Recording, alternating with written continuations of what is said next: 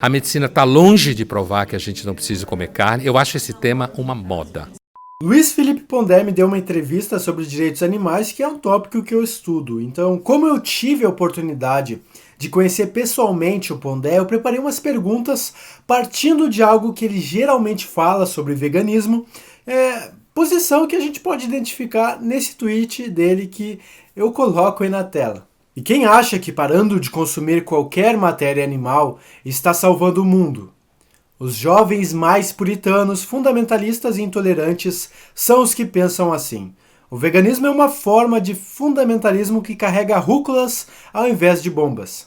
Bom, eu vou passar a entrevista do Pondé agora aí no vídeo e no final eu vou comentar as minhas impressões e críticas sobre este eminente filósofo brasileiro que é, sim, uma pessoa genial, eu admito. Então não sai daí que vocês ainda vão ver treta nesse vídeo. Pondé, o senhor falou recentemente, tanto na aula de ontem, quanto parece partir desse pressuposto na aula de hoje, né, sobre como a pureza, o puritanismo, né, o purismo, ele acaba sendo nocivo à humanidade, à realidade em geral, do ser humano, né? E de certa forma eu vejo que a moralidade, a ética, né, ela está focada em estabelecer alguns parâmetros pelos quais a ação humana, né, ela poderia se purificar, ela poderia ser certa, né? A primeira pergunta que eu tenho a te fazer é se a tua luta pessoal contra esse moralismo puritano, ela não acaba sendo também uma luta contra a própria ciência da prática, seria uma luta contra a ética em si mesma? Não, não é, porque assim, a história da moral ou da ética na filosofia ela é múltipla. Eu pessoalmente tenho mais simpatia pela ética aristotélica, mas a ética aristotélica da ciência na prática, na contingência, do desenvolvimento de virtudes, mas você tem a ética kantiana, que é a ética racionalista, do imperativo categórico, que é muito a ética que dá nessa espécie de puritanismo, que é você querer se identificar com um ato que seria universalmente ético para todos. E tem a ética utilitária, que eu vou falar daqui a pouco no curso, que relaciona o bem-estar com o próprio bem. Então, só para mencionar as três principais, a própria história da moral na filosofia é múltipla. Não há consenso sobre o que é ético. Só há consenso para o que é ético quem não conhece a história da moral. Certo? Você tem um debate, uma controvérsia interna dentro da própria história da moral. A minha posição em relação ao puritanismo ao qual você fez referência, que de fato é verdade, é porque eu acho que, como eu acabava de dizer, eu acho que o Freud sacou uma coisa muito importante. Quer dizer, o ser humano, para ele se tornar minimamente amadurecido, ele tem que ter dimensões de sombra, como dizia o Jung. E a busca da pureza, de se identificar completamente com o bem, torna a pessoa muito rígida, gera muito sofrimento e ela não será uma pessoa no sentido de boa, porque ela vai ficar intolerante, radical e restrita. Então eu não acho que é uma guerra contra a ética. É um debate interno à história da moral. Sim, perfeito. Então o senhor parece ter uma afiliação com uma ética das virtudes aristotélica que está mais pensada, centrada nos hábitos e no caráter, seria isso? Eu acho que eu simpatizo mais com a ética aristotélica. Não significa que... Eu não acho que Kant tem razão quando ele fala que é necessário, do ponto de vista das multidões, a busca de normas que sejam universalizáveis em algum nível, né? Tampouco acho que o utilitarismo não seja importante no sentido de que uma pessoa que fica com muito mal-estar tende a se transformar numa pessoa violenta, por exemplo. Então não é quem sou eu para dizer que Kant e o utilitarista estão errados. Mas eu entendo que a ética aristotélica me parece uma ética que comporta de uma forma melhor uma visão como a minha, que é muito freudiana do ser humano. Sim, perfeito. E o que eu percebo também nos seus vídeos, aulas, o que eu percebi agora nessas aulas de ontem e hoje, é que o senhor também parece mostrar uma filiação à nossa necessidade de aceitar que nós fazemos parte da natureza e fazemos parte de uma cadeia de violência generalizada que possibilita a vida, né? Como, por exemplo, essa questão do Thanatos, né? E mesmo enfim, que o senhor acabou de falar do Freud, né? Eu te pergunto, então, como a gente deve se aceitar a própria natureza, de certa forma. Claro que o debate sobre a natureza humana é um outro maior ainda, né? Mas eu te pergunto se bastaria, então, algo ser natural para ser considerado certo, ou como, então, você distingue Como o senhor distingue o certo e o errado? Então, qual seria o seu critério? De forma nenhuma. Eu não tenho nenhuma ânsia para encontrar a resposta definitiva para absolutamente coisa nenhuma. Eu não acho que a natureza pode ser critério de moral. A natureza é uma besta fera. Ela é uma besta fera. É por isso que eu acho que ela não pode nem ser um critério de moral para aqueles que querem ser violentos como ela, como para aqueles que querem se eximir de toda a violência que está presente nela. Não, de forma nenhuma eu acho que tudo que é natural que é bom. Sim. Imagina, eu acho que é bom se viver mais tempo do que se vivia antes. Ainda que você pode deprimir ou talvez ter que tomar remédio. Eu acho ótimo que tem remédios que fazem com que você pareça fisicamente com 30 quando você tem 60.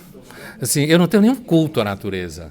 O que eu estava querendo dizer quando eu estava narrando a historinha dos rabinos lá e falando do Freud, de pulsão de morte, pulsão de vida, é que faz parte da natureza geral e da natureza humana uma certa mescla de dimensões que a gente pode chamar de dimensões eróticas no sentido do Freud e tanáticas, que compõem a saúde mental. Eu não estava dizendo que só porque é natural... Câncer é natural. E câncer é uma bosta. Não vamos aceitar o câncer porque ele é natural?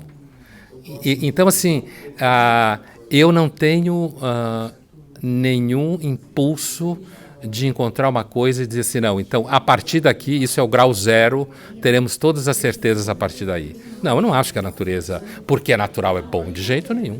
Perfeito, já antecipou, eu faria crítica se o senhor dissesse o contrário, mas justamente que o meu tópico de estudo aqui no mestrado em filosofia aqui na PUC é justamente sobre direitos animais, ética animal, quais são os critérios pelos quais a gente pode pensar a nossa relação com os outros animais que não os humanos, né? E uma pergunta mais básica que vem desde Locke, vem de toda a tradição liberal moderna, né? O senhor fala que é um romântico no seu livro A Filosofia para Corajosos, você defende... Parte do Nietzsche, né? Sim, o senhor parte do Nietzsche, né? Então, justamente, percebe um mal-estar com a modernidade, que ela traz outros problemas que às vezes a gente finge que eles não existem, né? Então, como o liberalismo, a modernidade, ela parte dessa distanciação, esse distanciamento entre os indivíduos, o âmbito atômico da sociedade, o âmbito privado, do âmbito coletivo, o Estado generalizado, a religião estatal ou o que for, como o senhor vê essa questão da propriedade? Porque a propriedade começa a virar o demarcador da sociedade. Privada? Propriedade privada. E também, justamente... Porque a propriedade, pelo menos em Kant, né, a gente não poderia, por exemplo, tratar os animais como fins em si mesmos, né? Na verdade, os fins em si mesmos são os seres humanos. Né, e os animais, talvez se a gente fizer bem a eles, é em função dos seres humanos. Né? O que eu gostaria de fazer, a pergunta para o senhor é: o que faz com que um ser, um animal ou humano, enfim, mereça o direito de não ser propriedade de outro ser? Olha, eu acho que essa questão é uma questão absolutamente utópica. Totalmente utópica. Quer dizer, veja, eu adoro bicho. Sempre tive muito cachorro. Minha filha tem gatas. Quando ela viaja, eu tomo conta das gatas dela. Eu sou super envolvido com o bicho. Acho que não confio em gente que chuta cachorro na rua, certo? Isso não tem nada a ver com a ideia, que me parece absolutamente equivocada, de dizer que a ética de cuidado com os animais significa que a gente deva proibir pessoas de comer churrasco. Eu acho que essa ideia é igualzinho aos calvinistas que queimaram bruxas em Salem. É o mesmo tipo de mentalidade. É uma ideia de que você identifica um grupo que é puro, que não pratica violência, com outro grupo. Aí a gente volta ao tema da natureza. Quem come os animais é a própria natureza. Todos se comem uns aos outros. Isso faz parte, inclusive, do que o Nietzsche chamava da dança de criação e destruição. Né? Acho que essa é a última pergunta, a gente tem que voltar à aula. Tá? Então, assim, eu não acho que seja possível. Eu li o Peter Singer, Animal Liberation, conceito de especismo. Acho que ele exagera. É um caso clássico de teoria de gabinete de alguém que começa a ler utilitaristas, lê Kant, e porque não gosta de carne, resolve proibir todo mundo de comer carne. Certo? Então, me parece uma teoria, assim, é claro que ela tem seus postulados filosóficos, mas me parece que ela é um exagero e coisa de rico. Tá? A espécie humana é onívora, sobreviveu sendo onívora. Grande parte dos animais são onívoros como nós. Quanto maior o número de alimento que você pode comer, maior você garante a sobrevivência. A medicina está longe de provar que a gente não precisa comer carne. Eu acho esse tema uma moda. Tá? Eu acho que ele vai passar, né? E é uma indústria, por isso que a indústria vegana, no caso, vegana, é uma enorme indústria de business, porque tem um monte de milênios, classe média alta para cima, que pode ficar escolhendo um restaurante caro para comer e sustenta a indústria vegana. Agora, não resta dúvida que as pessoas têm o direito de comer o que elas quiserem. Eu não acho que as pessoas não podem comer, deixar de comer o que elas quiserem. Entendeu? Se elas querem deixar de comer carne, peixe, que deixe. Onde que eu identifico o puritanismo delas? Na tentativa de criminalizar ou demonizar o fato de que os outros seres humanos fazem parte de um processo natural que está dado. A natureza é a primeira a comer uma outra. Não somos nós. Então, a ideia de dizer, quando Kant diz que o homem não pode ser usado como meio, só como fim, mas o animal também só pode ser usado como fim, não como meio, isso daí iria criar uma superpopulação de vacas e bois, e o que a gente ia ter que fazer era um Auschwitz para matar vacas e bois. Vamos voltar para a aula. Muito obrigado, Pondé. Obrigado então, a você. Vou te mandar essa. Tá bom. Então, até mais. Bom, a primeira coisa que eu tenho a dizer é que o Pondé é mais gente fina ao vivo do que aparenta ser na internet. É uma pessoa de boa, comunicativa, que expressa opiniões fortes e sem receio de ser julgado por elas. Enfim, se vocês tiverem oportunidade, vale a pena conhecer o Pondé ao vivo, ao invés de acompanhar ele apenas na internet. Agora, quanto às perguntas que eu fiz ao Pondé, eu quero deixar claro aqui que eu organizei cerca de 20 questões e eu tive a participação dos inscritos aqui do canal para elaborá-las, então eu agradeço a quem mandou perguntas. Infelizmente, eu e o Pondé não tivemos mais tempo para interagir, então o que poderia ser um debate acabou sendo apenas uma entrevista por conta da falta de tempo.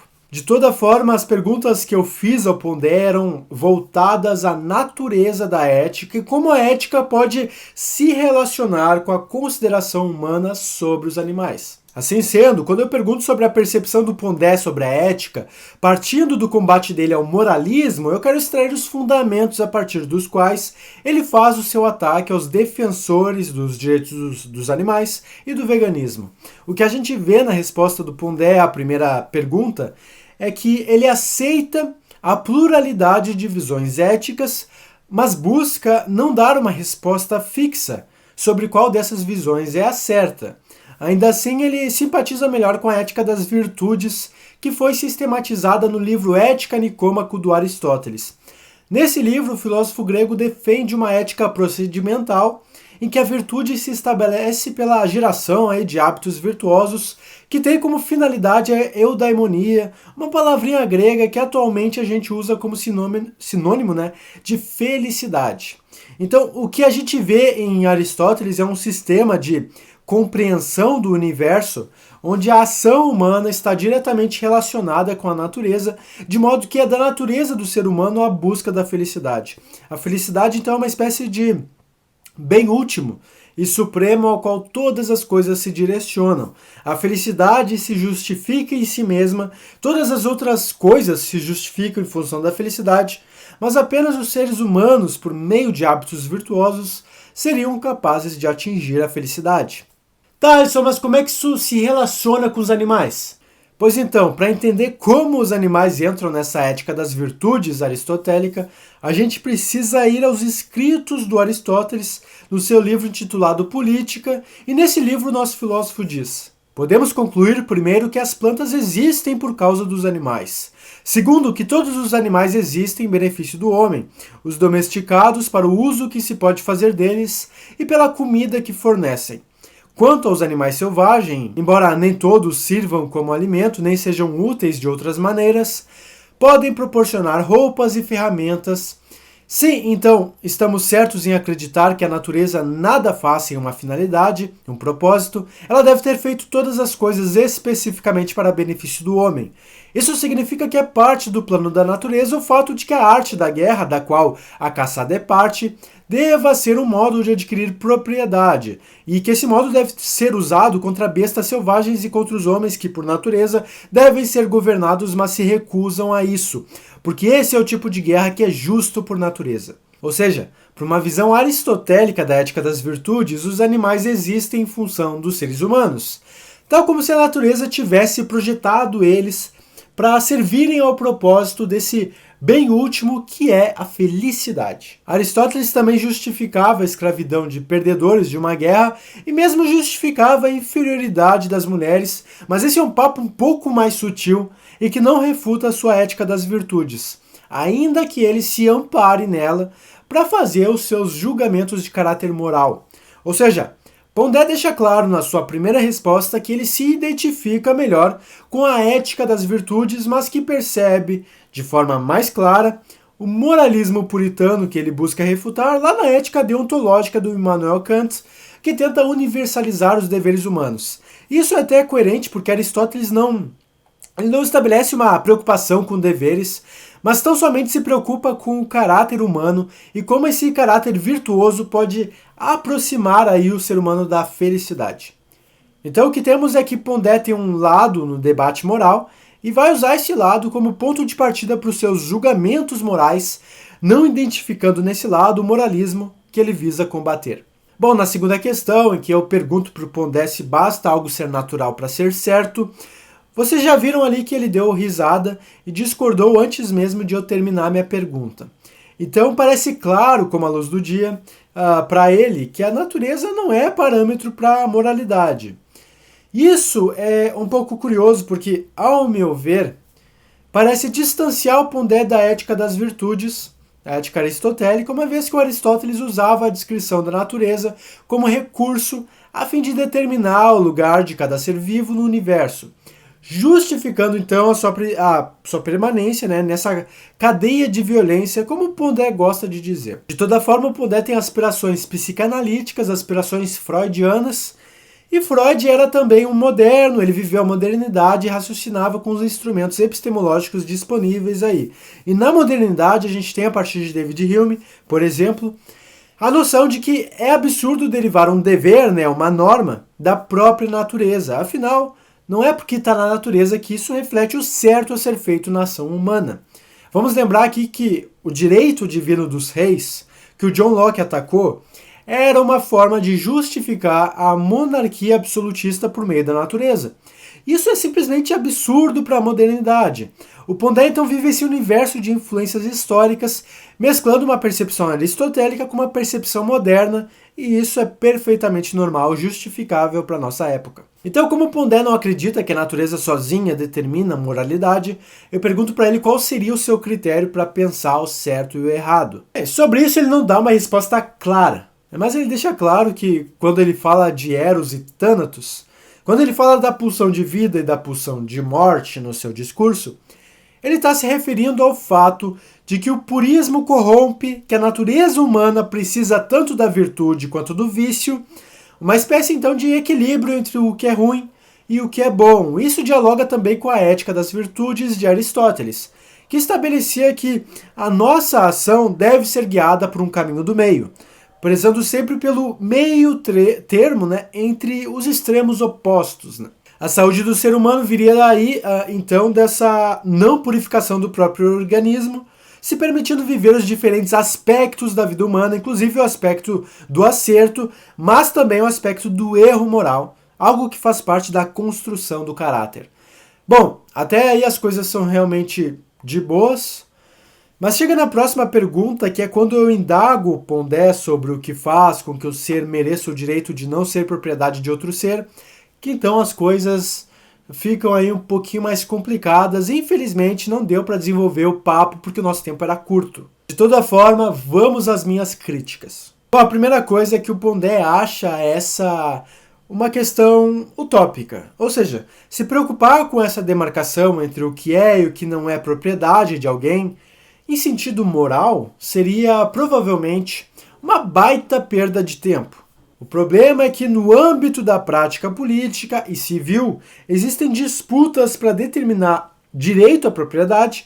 Isso vai desde a propriedade do celular ou computador pelo qual você está assistindo esse vídeo, até a propriedade de si mesmo, né? A autopropriedade. No meio disso existe inclusive o interesse do direito em determinar a propriedade que o ser humano possa ter sobre os outros animais. E ao menos no direito brasileiro, a gente tem uma concepção kantiana sobre os animais, de modo que animais, não sendo fins em si mesmos, são propriedade humana, tutelados então por seres humanos. A minha pergunta para o Pondé foi justamente a fim de extrair qual seria o fundamento que ele daria para o tratamento humano aos animais, porque, vejam, a deontologia kantiana já determinou o local dos animais na sociedade civil. O utilitarismo preza pelo bem-estar dos animais, de modo que não seriam meramente propriedade. E a ética das virtudes vê os animais como partícipes desse universo de busca pela felicidade humana. Então, claramente, eu discordo do Pondé que essa questão de definir se animais são ou não propriedade seja uma questão utópica, pois, acima de tudo, é uma questão prática, jurídica, e que fundamenta toda a permissão e toda a penalização no âmbito civil brasileiro quando a gente fere os animais. É algo concreto mesmo que regulamenta não apenas a nossa ação, como também regulamenta empresas e o próprio mercado que se utiliza de animais para a produção de bens e serviços. Isso não é utopia, é apenas a vida real exigindo respostas simples mesmo. Bom, depois de dizer que é uma questão utópica, o Pondé fala que adora bicho e que não confia em pessoas que chutam cachorro na rua. É nóis, Pondé. Nesse ponto aí eu identifico aquele discurso comum que não chega a ser exatamente uma falácia, mas ao menos é parecido com uma, que é a falácia do envenenamento do poço. Para quem não sabe, essa falácia consiste antes de uma pessoa falar, você fazer a má fama dela de modo que os seus interlocutores não acreditem no que ela está dizendo porque ela, sei lá, é uma malvada ou imoral. O que o Pondé está fazendo aí não é o mesmo que essa falácia, pois ele não está falando mal de ninguém. Mas é parecido com essa falácia porque ele utiliza como premissa para defender o seu ponto que ele, o Pondé, é uma pessoa do bem que adora bicho. Como se isso importasse para o seu argumento. Só que, assim como não importa que a pessoa seja do mal, para a gente analisar o argumento dela, também não importa que ela seja do bem. O que importa é se o argumento dela é ou não é válido e verdadeiro. Então, indo para o ponto que interessa, o Pondé fala que a ética do cuidado dos animais se equivoca quando proíbe pessoas de comerem churrasco. E compara essa proibição com a queimada das bruxas de Salem. Esse ponto aqui é polêmico para os defensores dos direitos dos animais, afinal os veganos não estão invadindo churrascaria e colocando fogo nas pessoas que comem carne, né? Só que a gente tem que ter generosidade interpretativa e honestidade intelectual. O Pondé não disse que vegano é isso, ele apenas usou isso como metáfora. O seu ponto é que a mentalidade vegana e a mentalidade calvinista se equiparam ao menos no sentido de defenderem o purismo. Os calvinistas do final do século XVII detectavam nas bruxas uma espécie de sujeira espiritual, algo que precisava ser purificado, e os veganos supostamente detectam nos comedores de carne uma sujeira moral, algo que para purificar também. O problema que eu critico nessa comparação é que ela é muito vaga, porque, primeiro, ela se aplica a qualquer tipo de movimento social. Só para citar um único exemplo, porque eu poderia trazer bem mais, os ambientalistas querem diminuir a poluição do meio ambiente. E isso é exatamente o mesmo que purificar.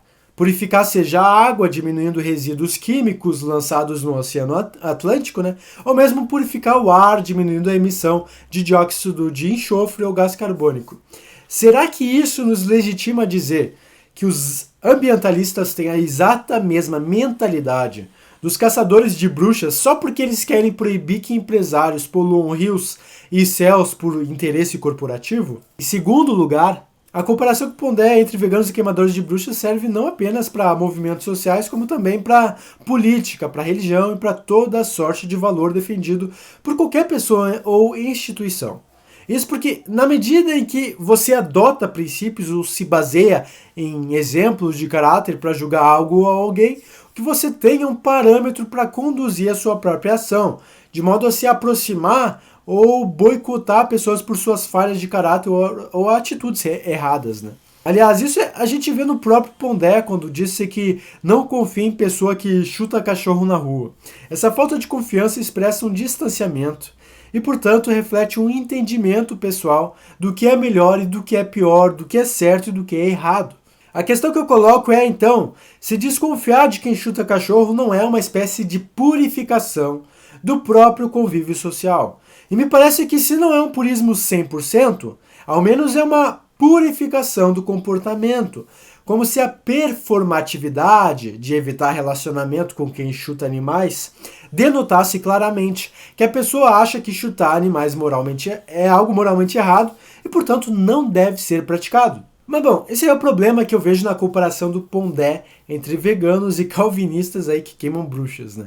Agora, quando o Pondé falou em proibição de comer churrasco, é bom deixar claro que eu nunca conheci um vegano sequer que defendesse a proibição disso, por lei, né, desse costume. E se por acaso eu ver um único vegano fazendo isso, eu vou ser frontalmente contrário à sua ideia. Só que uma coisa é ética enquanto ciência da prática e outra coisa é o direito enquanto engenharia social. Quando eu defendo que comer churrasco é errado diante das opções disponíveis, eu não estou defendendo que tem uma lei que proíba isso, eu estou apenas definindo parâmetros para a ação humana, uma ação livre e consciente.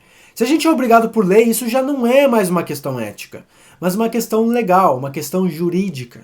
O ponto de fazer ética em relação aos animais é que a ética pressupõe liberdade, de modo que você só deve fazer alguma coisa se for possível fazer o contrário dessa coisa. Se você pode matar ou não matar, é uma questão ética descobrir qual é a coisa certa a fazer. Logo, quando um eticista diz que comer carne é errado, não se trata de criminalizar pessoas ou dizer que elas são malvadas. Trata-se de pensar essa ação específica em seu contexto e determinar, frente às opções disponíveis, qual é aquela ação certa a se fazer, que ao menos numa perspectiva utilitarista traga aí as melhores consequências possíveis. E comer carne de animais está longe de ser a melhor ação disponível. Isso dá para provar facilmente em diferentes sentidos, seja da perspectiva filosófica, da saúde do próprio corpo, da vida animal, né? Ou mesmo do ponto de vista do meio ambiente. Bem, as críticas continuam porque ainda nessa resposta, partindo da comparação entre veganos e queimadores de bruxas, o Pondé fala que quem come os animais é a própria natureza. E isso é plenamente verdade, não tem como refutar o Pondé nesse ponto aí. Afinal, os animais participam de uma cadeia alimentar cíclica, onde um ser vivo se alimenta do outro. Aliás, os mesmos componentes químicos que permitem a existência do meu corpo, esse corpo aqui, né, foram utilizados por outros milhares ou milhões de animais ao longo da história evolutiva. A humanidade é tão contingente quanto todas as outras espécies, e esse é um fato derivado da natureza. Agora, esse fato de que a natureza come a si mesma, né, é apenas uma descrição da realidade, nada além disso. A ética não trata de descrições, ela trata de normas para a ação, de delimitar princípios, processos e condutas corretas para a ação humana. Utilizar o fato de que a natureza come a si mesma, então, é provavelmente tão irrelevante quanto dizer que você gosta de bicho. E bem, é interessante notar aqui como esse argumento do Pondé vai diametralmente contra o que ele disse em resposta anterior de que não aceita que a naturalidade determine a moralidade. Afinal, se câncer é ruim mesmo sendo natural, por que a natureza comer a si mesma seria bom só porque é natural? Fica a pergunta aí então, Pondé, caso esteja assistindo esse vídeo. Essa me parece uma grande falha no seu raciocínio e acredito que você deva pensar seriamente a respeito de como fazer um ataque mais qualificado ao veganismo, porque talvez você pode acabar sendo surpreendido durante algum futuro debate que o senhor venha a ter com algum animalista que estudou a história do pensamento ocidental sobre os animais e conhece então todas as opções disponíveis, inclusive a sua. Uma coisa também que eu poderia ignorar, mas que eu acho interessante pontuar, é que o Pondé fala que leu Peter Singer e que lhe parece que o Singer seria como alguém que não gosta de carne e resolveu proibir todo mundo, né, de comer carne, sendo então filósofo de gabinete, alguém distanciado da realidade. Só que a verdade é que o primeiro livro do Peter Singer nem é sobre animais, mas sobre seres humanos. É um livro de 72 intitulado Fome, Riqueza e Moralidade, em que ele argumenta que as pessoas ricas são moralmente obrigadas a doar muito mais recursos para causas humanitárias do que as pessoas normais, partindo então de sua visão utilitária. Já a questão do Singer com os animais é o fato de que o Singer é extremamente coerente, por incrível que pareça, né? Tão coerente em seus princípios que ele chegou a ser expulso de certos países por defender a moralidade do aborto, do infanticídio e da eutanásia quando o bem-estar é garantido, por exemplo. Aliás, ele foi recentemente julgado pelo João Pereira Coutinho, conservador português amigo do Pondé, por defender que os ricos não deveriam fazer doações bilionárias à restauração da Catedral de Notre Dame e que o certo seria usar essa grana toda para combater a pobreza no mundo, salvando centenas de milhares de vidas da morte. Para o Coutinho, e imagino para o Pondé e para tantos outros, comparar o status moral, né, entre vidas humanas e o valor histórico de Notre Dame é um absurdo da modernidade. O fato é que Singer, assim como todos os outros utilitaristas, percebeu que o princípio da utilidade se aplica a todo animal senciente. Então defender os seres humanos não basta, pois não são os únicos capazes de ter prazer e dor. De modo que defender os outros animais torna-se uma obrigação moral. E essa postura, embora seja extremamente coerente com todas as outras posições que o Singer expressa, também é objeto de crítica, como Pondé faz. Só que, entre tantas críticas boas que poderiam ser feitas ao utilitarismo, é curioso chamar Singer de filósofo de gabinete quando ele foi um dos primeiros filósofos a falar em ética prática ou ética aplicada, voltando então à reflexão ética, geralmente metafísica, para o campo da ação humana, da determinação objetiva de qual a coisa certa a fazer em casos concretos. É bom frisar que Singer é famoso também por ser um dos fundadores do movimento do altruísmo eficaz, que eu já expliquei em outras ocasiões aqui no canal, e que garante doações bilionárias a muitos seres humanos e mesmo a causa animal. Ou seja, é meio estranho dizer que tudo que Peter Singer fez em nome da melhora da situação global por meio dos seus escritos seja, sei lá, derivado de uma espécie de impulso freudiano do tipo não gostar de comer carne. Como se todos os seus livros sobre animais fossem uma racionalização do seu desejo de não comer carne, ao invés, então, de uma expressão de sua coerência principiológica utilitarista. Bom, então Pondé fala que essa ideia de veganismo ou de utilitarismo seria coisa de rico. Eu poderia falar sobre os custos financeiros de comer carne e comparar com os custos de reduzir a quantidade de produtos de origem animal, mas isso fugiria do escopo filosófico desse vídeo. Então fica aqui a minha defesa. Eu realmente queria que isso fosse verdade, Pondé, porque eu odeio defender o utilitarismo e veganismo e não ter sequer R$1.000 por mês na minha conta.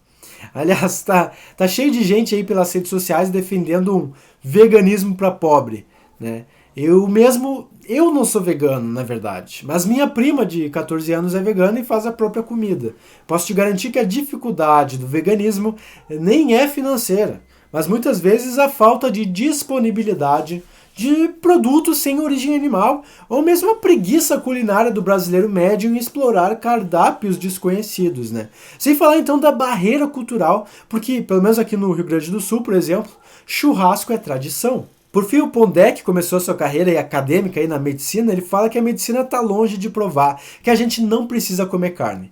Bom, eu não sou médico, né, mas a Organização Mundial da Saúde já determinou que vários tipos de carne causam câncer e o Ministério da Saúde já disse que comer carne não é necessário para o ser humano, reconhecendo a viabilidade da alimentação vegana. Ou seja, o Pondé parece objetivamente errado aí, a não ser que a OMS ou o Ministério da Saúde tenham sido comprados aí pela indústria vegana, algo realmente difícil, bastante difícil de provar. Enfim, pessoal, esses são os meus comentários e críticas sobre o encontro que eu tive com o Pondé. Realmente foi um encontro aí sensacional, sem palavras, pois a despeito dessa discordância pontual que eu tenho com o Pondé sobre os animais, né, os 2 dias de aula sobre a felicidade que ele deu pra gente, né, foram excelentes. O cara tem muita bagagem de qualidade para falar sobre os assuntos que ele domina, ainda que ele não domine propriamente a ética animal. Bom, se vocês também têm alguma coisa a dizer, a caixa de comentários está aberta para todo mundo. Usem e abusem, critiquem a mim e ao Pondé. E bora conversar e filosofar, valeu? Aliás, Se vocês querem apoiar esse pequeno canalzinho, né, de divulgação filosófica, basta acessar padrim.com.br/Alisson e escolher a melhor forma de investimento que melhor cabe no seu bolso. Eu vou ficando por aqui. O meu nome é Alisson Augusto e a gente se fala aí nos comentários. Forte abraço!